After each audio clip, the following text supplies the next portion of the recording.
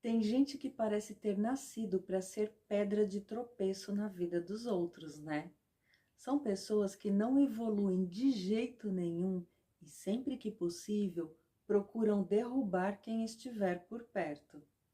Então, o remédio é a gente manter uma distância segura, conforme o exemplo de Davi, que passou mais de 10 anos fugindo de Saul antes de poder se tornar rei de Israel. Saul foi o primeiro homem a ser ungido rei sobre Israel por ordem de Deus. Porém, o trono subiu rapidamente à cabeça dele, que se esqueceu de quem havia lhe concedido o poder e começou a agir conforme seu próprio entendimento, desobedecendo ao Senhor, mesmo sabendo que para Deus a rebelião é igual à feitiçaria. Então Deus se desgostou de Saul e mandou seu profeta ungir secretamente a Davi, que tinha por volta de 15 anos e era pastor de ovelhas. Daí ocorre o episódio no qual Davi mata Golias e é aclamado pelo povo. O problema é que isso desperta a inveja de Saul, que passa o resto dos seus dias tentando matar Davi. Em mais de uma ocasião, Davi teve oportunidade de acabar com a perseguição, matando Saul e tomando o trono à força. Mas ele sabia que interferir nos planos de Deus despertaria a ira do Senhor. Então ele suportou e orou até terminarem os dias de Saul sobre a terra. Davi foi ungido aos 15 anos, mas sua promessa se cumpriu somente aos 30 anos, quando Deus finalmente lhe concedeu o direito de tomar posse do trono, sobre o qual ele reinou durante 40 anos, deixando seu filho Salomão como sucessor. Quem de nós suportaria uma provação tão longa quanto o período em que Davi precisou fugir de Saul? E quem de nós aguentaria esperar tanto tempo pelo cumprimento de uma promessa?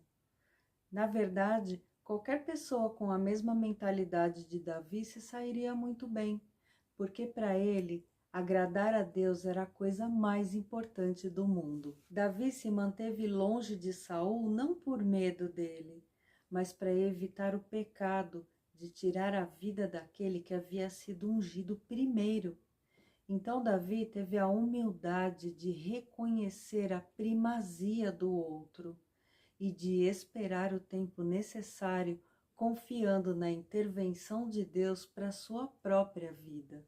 Além disso, Davi não odiava Saul e nem se sentia usurpado por ele. Pelo contrário, quando Saul finalmente morreu, Davi chorou e honrou a memória dele com sinceridade, porque a presença de Deus em sua vida era muito maior do que qualquer mal que o outro pudesse ter lhe causado. A manifestação da presença de Deus não tem nada a ver com posse material. Davi foi obrigado a viver como um sem-teto por mais de 10 anos, mas ele era mais cheio do Espírito Santo do que o rei de Israel, que era podre de rico, mas vivia infeliz, sem usufruir do que possuía e sem ter a paz do Senhor junto dele. A aplicação mais prática do exemplo de Davi é quando a gente abre mão da própria vontade e libera perdão independente do dano sofrido. Porque, fala sério, duvido que alguém tenha te causado um problema mais extenso do que Saul causou a Davi, mas que ele superou, porque sua relação com Deus era mais valiosa do que seu orgulho e mais preciosa do que qualquer título ou bem material que ele pudesse ter na terra. A Bíblia diz que onde estiver o seu tesouro, aí também está o seu coração. E o coração de Davi estava em Deus. Por isso aqueles anos de renúncia foram honrados pelo Senhor. E Davi ficou conhecido até hoje como um homem segundo o coração de Deus.